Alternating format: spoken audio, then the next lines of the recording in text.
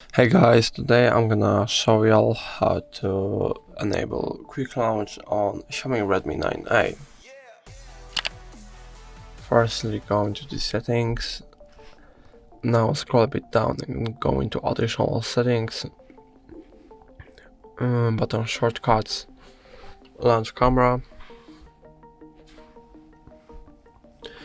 and here, I don't know, just choose double press the power button, and after double pressing the power button,